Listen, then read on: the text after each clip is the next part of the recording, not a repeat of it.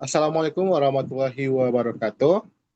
Baik, di sini kami Waalaikumsalam. dari kelompok satu akan mempresentasikan laporan akhir uji coba pembelajaran berbasis problem based learning dengan pendekatan STEM education.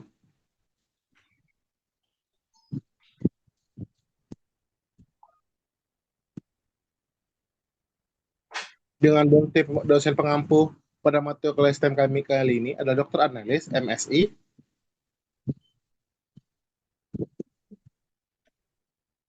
Nah, selanjutnya perkenalan anggota. Pertama saya Andi Okto Syaputra dengan NIM 230290047 berperan sebagai guru pengajar pada pertemuan kedua mengetes pemahaman siswa menggunakan LKPD. Selanjutnya, Perkenalkan, nama saya Arsya Delia Sandra dengan NIM 230290054 yang berperan sebagai guru pada pertemuan pertama yang menjelaskan materi penyajian dan pengumpulan data. Perkenalkan, nama saya Mutia Fazra dengan NIM 230290027 berperan sebagai guru yang memandu ice breaking, mengambil video dan editor.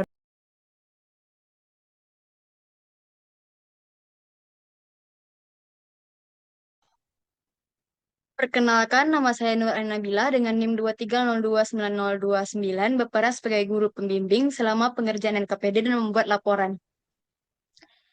Baik, perkenalkan nama saya Manalu Zahari dengan NIM 230290076 berperan sebagai guru pembimbing selama pengerjaan LKPD dan membuat laporan. baik, selanjutnya pertama saya akan menjelaskan pengertian pembelajaran STEM.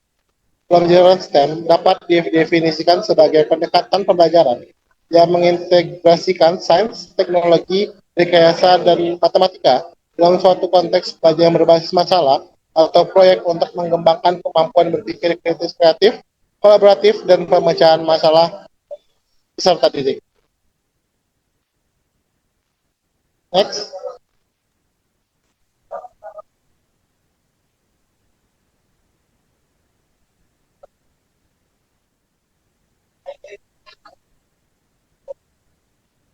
Baik, Selanjutnya selanjutnya. untuk komponen akan dijelaskan oleh Arsy. Kepada Arsy dipersilakan.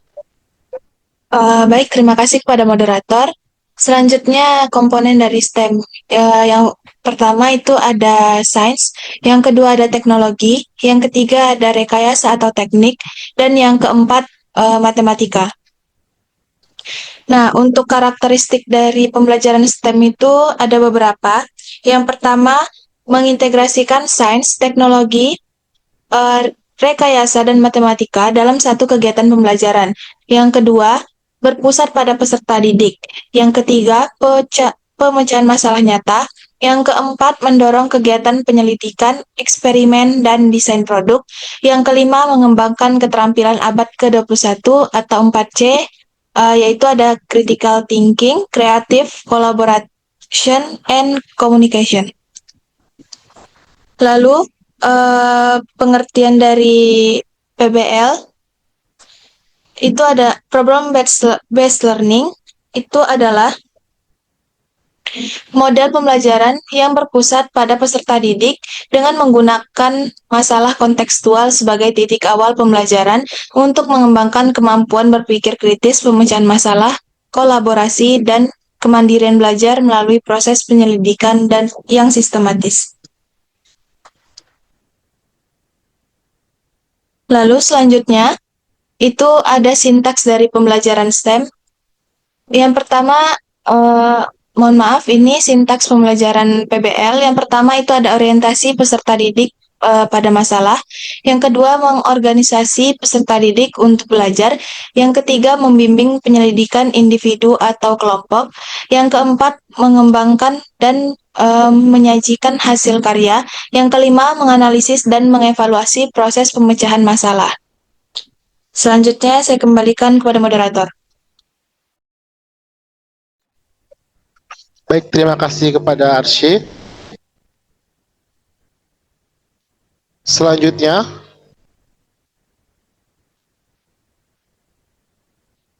akan dijelaskan oleh Ain. Kepada Ain dipersilakan. Baik, terima kasih kepada moderator. Di sini saya akan menjelaskan terkait hubungan antara PBL dan pembelajaran STEM. Di mana sintak PBL yang pertama itu orientasi pada masalah, aktivitas peserta didiknya mengamati fenomena atau masalah kontekstual yang diberikan guru, stok makanan kantin, integrasi sistemnya yaitu mengidentifikasi masalah dan fenomena kebiasaan jajan siswa. Untuk sintak PBL yang kedua itu organisasi peserta didik, terkait aktivitas peserta didiknya membentuk kelompok, membagi tugas dan memahami LKPD.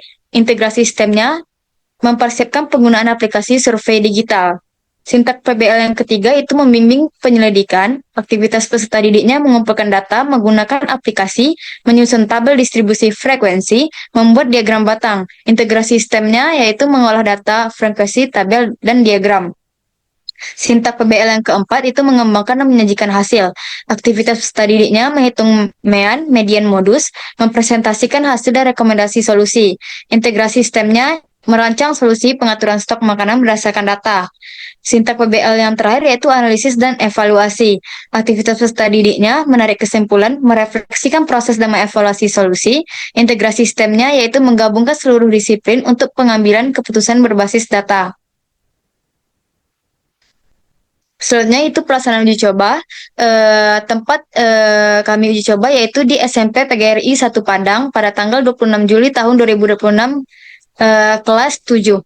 Pada pertemuan pertama, kegiatan yang dilakukan adalah menjelaskan terkait materi penyajian dan pengumpulan data.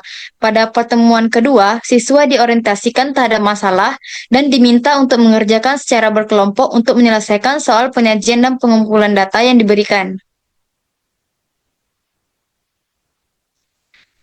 Selanjutnya itu tujuan uji coba. Yang pertama itu mengumpulkan data primer secara digital dan sistematis untuk memahami kebutuhan nyata di sekolah. Yang kedua, merancang solusi kreatif berbasis data untuk masalah pengelolaan stok kantin sekolah. Yang ketiga, mengembangkan keterampilan kolaborasi, komunikasi, dan presentasi melalui kerja kelompok. Yang keempat, meningkatkan motivasi belajar matematika melalui pendekatan STEM yang interdisipliner dan menyenangkan. Selanjutnya itu laporan uji coba. Yang pertama itu tujuan pembelajaran, yaitu mengumpulkan data makanan favorit menggunakan aplikasi survei digital secara akurat. Selanjutnya itu menyusun data mentah ke dalam tabel distribusi frekuensi dengan rapi. Selanjutnya menyajikan data dalam bentuk diagram batang yang tepat dan menarik. Selanjutnya itu menentukan nilai mean, median, dan modus dari data yang terkumpul. Selanjutnya menafsirkan data dan merancang solusi praktis untuk pengelolaan stok kantin. Dan yang terakhir menggunakan teknologi digital secara efektif dalam pembelajaran. Sekian materi yang dapat saya sampaikan. Saya kembalikan kepada moderator.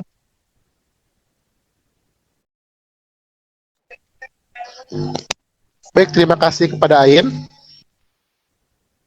Selanjutnya akan dijelaskan oleh Mutia. Kepada Mutia, dipersilakan. Terima kasih kepada moderator. Selanjutnya itu laporan uji coba yang kedua yaitu konten. Domain konten yaitu analisis data dan peluang. Materinya itu penyajian dan pengumpulan data statistik. Submaterinya itu yang pertama yaitu penyajian data yaitu ada tabel frekuensi, diagram batang, diagram garis, piktogram, dan diagram lingkaran.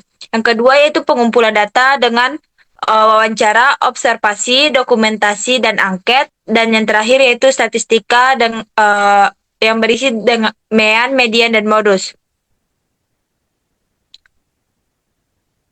Yang laporan uji yang ketiga yaitu web pengumpulan data makanan favorit peserta didik.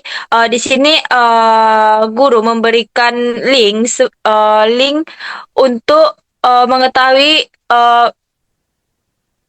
yang mana saja makanan kesukaan siswa. Next. Di sini ada bukti bahwa kami melakukan pengumpulan data makanan favorit peserta didik.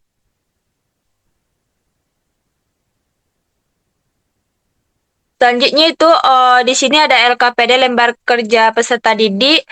Yang pertama itu lembar kerjanya itu ada cover, yang kedua yaitu dengan diagram batang dan diagram garis, yaitu peserta didik membuat tabel frekuensi dengan data yang sudah diperoleh yang dihasilkan di kelas. Setelah itu eh, peserta didik membentuk diagram batang. Selanjutnya, setelah melakukan diagram batang, peserta didik diminta untuk membuat diagram garis.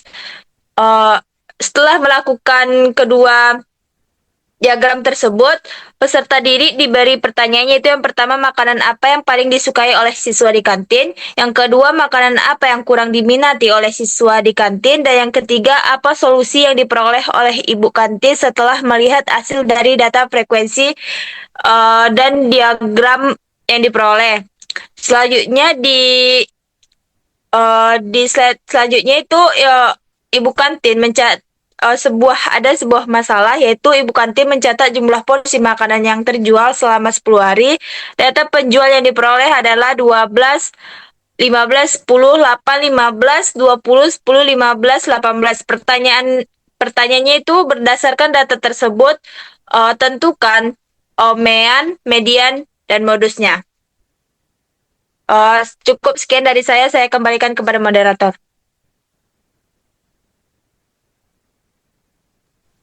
Baik, terima kasih kepada Moti. Selanjutnya, hasil uji coba akan dijelaskan oleh Mona. Pada Mona dipersilakan. Baik, terima kasih kepada moderator. Selanjutnya yaitu yang pertama adalah hasil jawaban dari kelompok 1. Di sini terlihat bahwa kelompok 1 menjawab dengan baik soal-soal yang ada pada LKPD. Dan data dan statistika. Next.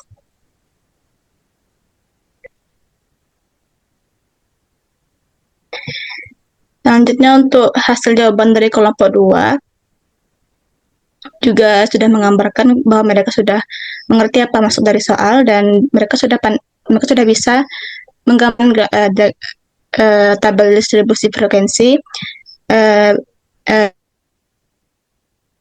menyajikan data tersebut ke dalam diagram batang, ke dalam diagram garis, dan menjawab pertanyaan dengan betul. Next.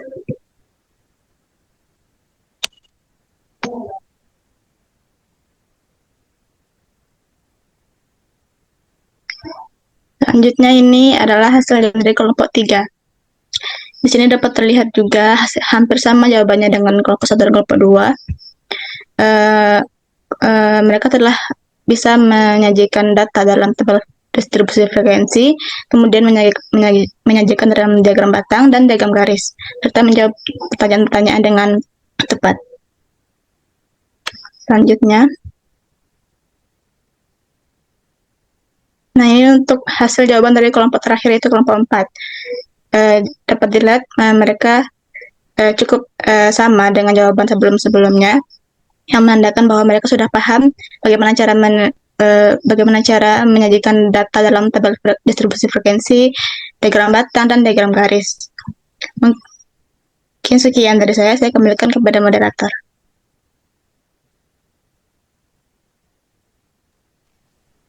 Baik, terima kasih kepada Mona atas presentasinya. Pada penjelasan Mona tadi, penjelasan terakhir, mohon maaf jika ada kesalahan yang kami sampaikan. Sekian dari kami. Wabillahi taufiq wal hidayah. Wassalamualaikum warahmatullahi wabarakatuh.